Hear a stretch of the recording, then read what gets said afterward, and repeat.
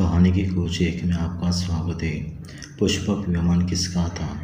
पौराणिक कथाओं के अनुसार फिर रावण और उसके भाइयों ने तपस्या करने आरंभ कर दी। 1000 वर्ष पूर्ण होने पर रावण ने अपने मस्तक काट कर अग्नि में आहुति दे दी।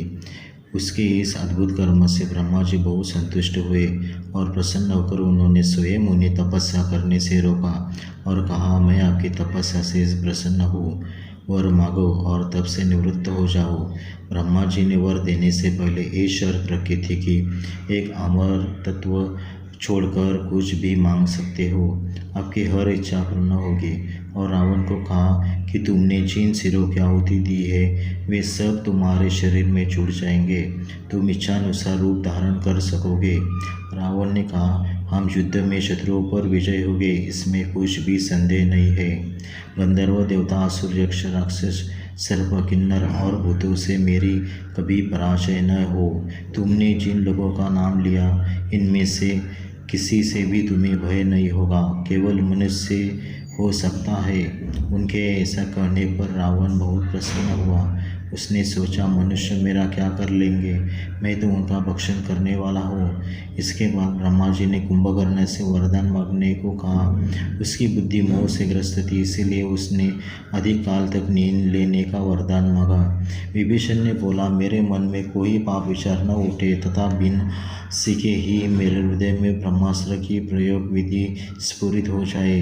राक्षस योनि में जन्म लेकर भी तुम्हारा मन अधर्म के रास्ते न जाकर धर्म की ओर चल रहा है, तो तुम्हें अमर होने का भी वर दे रहा हो। इस तरह वरदान प्राप्त कर लेने पर रावण ने सबसे पहले अलंकापुरी पर आक्रमण किया।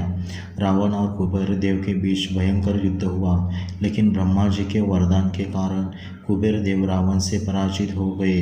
रावण ने बलपूर्वक कुबेर से ब्रह्मा जी द्वारा दिया हुआ पुष्पक विमान भी छीन लिया और रावण ने कुबेर से लंका को हड़प कर उस पर अपना शासन कायम किया।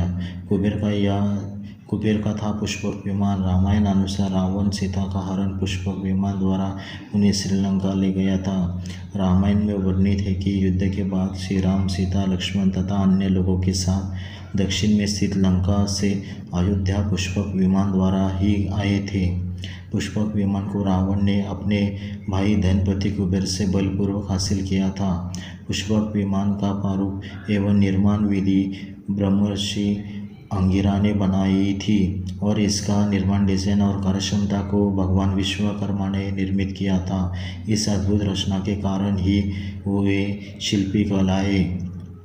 पुष्पक विमान की विशेषता। पुष्पक विमान की यह विशेषता थी कि वह छोटा या बड़ा किया जा सकता था। पुष्पक विमान में इच्छानुसार गति होती थी और बहुत से लोगों को यात्रा करवाने की क्षमता थी।